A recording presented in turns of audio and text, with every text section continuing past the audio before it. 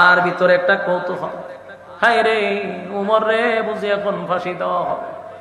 মদিনার অনেক সাহাবীর আশ্চর্য হয়ে গেছে, উমর তো এমন করতে পারে না, উমর একটা নির্দোষ মানুষকে মারতে পারে না। কিন্তু কি হবে, সমস্ত ডকুমেন্টস, সমস্ত সাক্ষী সব কিছু উমরের বিরুদ্ধে যায়। কারণ বাহ্যিক চৌকে দেখা যায় লোকটা আসলেই নির্দোষ। কেমনে নির্দোষ? এই বিচার কি আরেক জায়গায় লইয়া যেতে পারবে না? ইসলাম কি কোনো বাধা দিছে? রাসূল কয় না, তার পছন্দ না হইলে আরেক জায়গায় যাইব বিচার লইয়া। এটা ইসলামে কোনো দোষারোপ না, এটা দূষণীয় না। তার বিচার পছন্দ হয়েছে না, সে আরেক জায়গায় যাইব, এটা তো সে অপরাধ করে না। কতলে এখানে আমার ভাই করছে, আপনি বিচার করছেন, আমার ভাই পছন্দ হয়েছে না, গেছে উমরের কাছে বিচার লইয়া। এর লিয়ে কি উমরে হত্যা করতে পারে? আসলে কথা তো সত্য, এটা তো কোনো অপরাধ না। কিন্তু উমর হত্যা করছে। এবার পার্লামেন্টে দাঁড়াইছে উমর, আসামির কাঠগড়ায় দাঁড়াইছে বিচারক নবী। সুবহানাল্লাহ, কি এমন একটা করুণ দৃশ্য!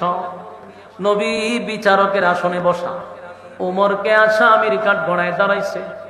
বিচারের রায় হয়ে যাবে, নবী রায় দিবে। ঠিক এই মুহূর্তে আমার তেলাওয়াতকৃত সূরা নিসার 65 নম্বর আয়াত নাজিল হয়। এতক্ষণের আলোচনা কি বুঝলেন? সূরা নিসার 65 নম্বর আয়াত যে তেলাওয়াত করলাম, কেন নাজিল হলো?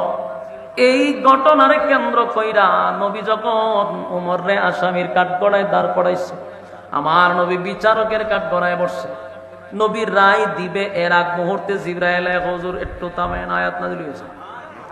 এবার আয়াত নাজিল হয়, নাজিল হইয়া নবীরে জানায় দেয়, ওয়ালা তুসাল্লি আলা আহাদিন মিনহুম মাতা আবাদাও ওয়ালা তাকুম।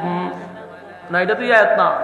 فلا وربك لا يؤمنون حتى يحكموك فيما شجر بينهم ثم لا يجدوا في أنفسهم حرجا مما قضيت ويسلموا تسليما। فلا وربك এই আয়াত কারীমা যখন নাযিল হয়ে গেল রে, জিবরাইল কয় নবী কলমটা তুলেন, আয়াতটা শুনেন। সুবহানাল্লাহ, নবী তো রায় দিবে। এমন সময় জিবরাইল কয় হুজুর কলমটা শোনান, আমি আয়াত নিয়ে আসছি, আয়াতটা শুনেন। ফালা ওয়া রাব্বিকা, আপনার রবের কসম, আপনার রবের কসম।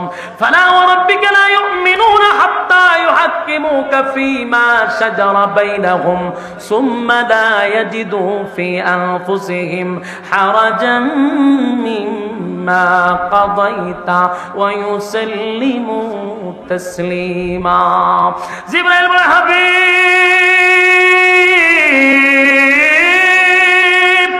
আল্লাহ রাব্বুল আলামিন জানায়া দিয়েছে, ফালা ওয়া রাব্বিকা, আপনার রবের কসম, আপনার রবের কসম, আপনার রবের কসম, উমর নির্দোষ মানুষকে হত্যা করে নাই। আপনি হলেন বিচারক, উমর হলো অপরাধীর আসামির কাঠগড়ায়, আর এই মামলার উকিল স্বয়ং আল্লাহ। অপরাধী হইল খলিফাতুল মুসলিমিন হযরত উমর, বিচারক হলো পয়গম্বর, আর এই মামলার উকিল স্বয়ং আল্লাহ। উকিল যদি আল্লাহ হয়, বলুন মামলা কি ডিসমিস করা সম্ভব? হযরত উমরের পক্ষে স্বয়ং আল্লাহ নিজেই উকিলাতি করলেন। আয়াত নাজিল করে জানায় দেয়, ফালা ওয়া রাব্বিকা, আপনার রবের কসম, আপনার উমর কোন নির্দোষ মানুষকে হত্যা করে নাই।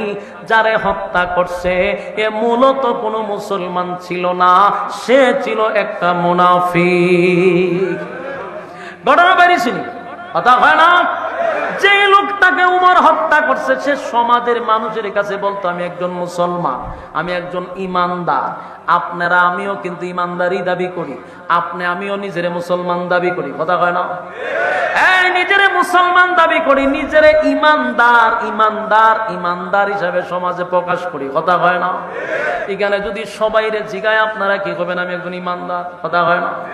সবাই যদি ইমানদার হয়, তাহলে আল্লাহ রাব্বুল আলামিন কোরআনের ভিতরে বারবার কেন বলল, ইয়া আইয়ুহাল্লাযীনা আমানু, হে ইমানদারেরা, জায়গায় জায়গায় শুধু ইমানদারকে ডাক দেয়, ইয়া আইয়ুহাল্লাযীনা আমানুত্তাকুল্লাহা হাক্কা তুকাতি, হে ইমানদারেরা আমি আল্লাহকে ভয় করো। ইয়া আইয়ুহাল্লাযীনা আমানু কু আনফুসাকুম ওয়া আহলিকুম নারা, এখানে আল্লাহ বলেন হে ইমানদারেরা জাহান্নামের আগুন থেকে বাঁচো। ইয়া আইয়ুহাল্লাযীনা আমানু তুবু ইলাল্লাহি তাওবাতান নাসুহা, হে ইমানদারেরা তোমরা ফিরে আসো, গুনাহ থেকে ফিরে আসো।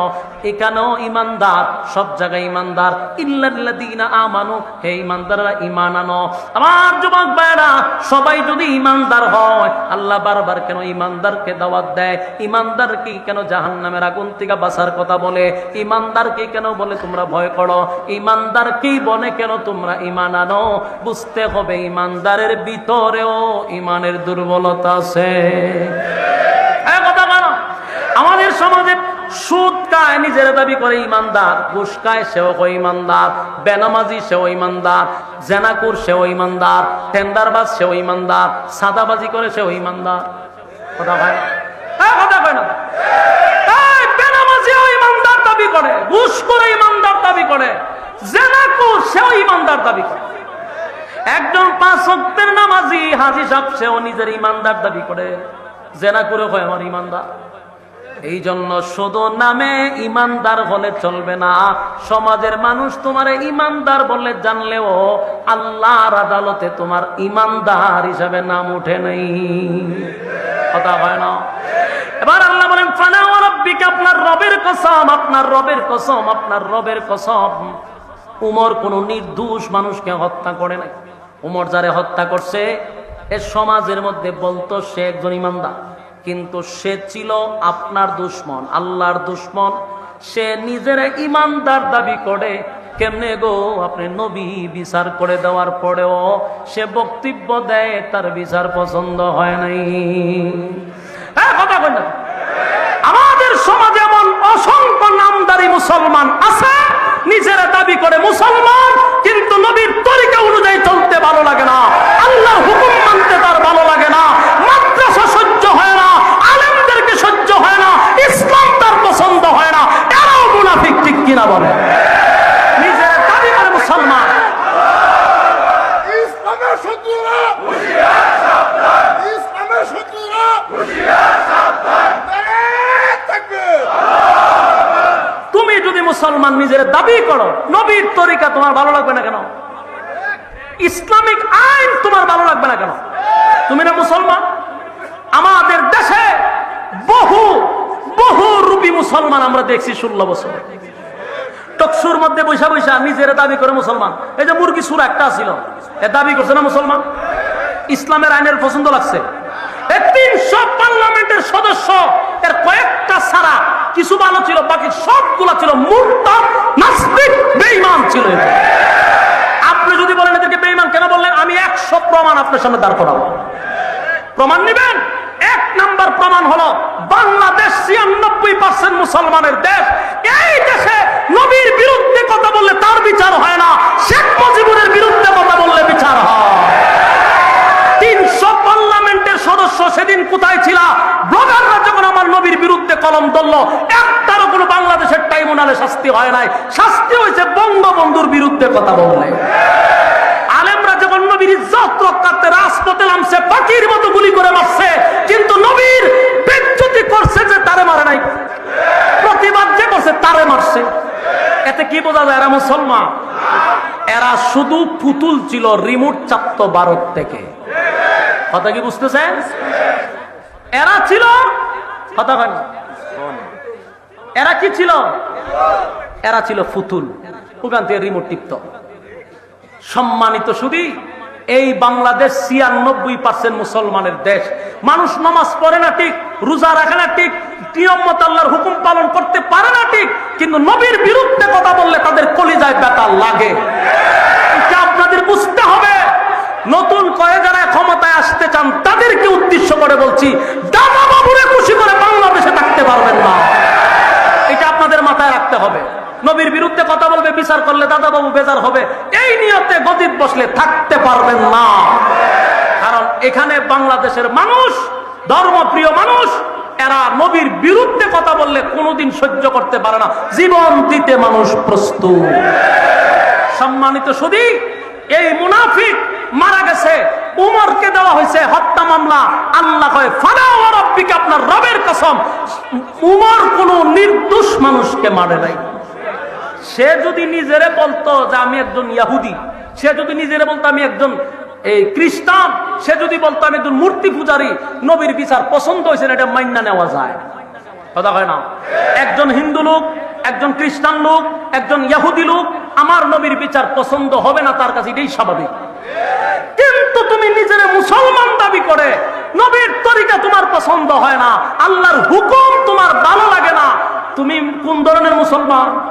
মুরগি সুরার মতো মুসলমান, কথা হয় না? এরা মুরগি সুরের মতো মুসলমান। এই দেশে তাকে নিজের নাম রাখছে, কি নাম?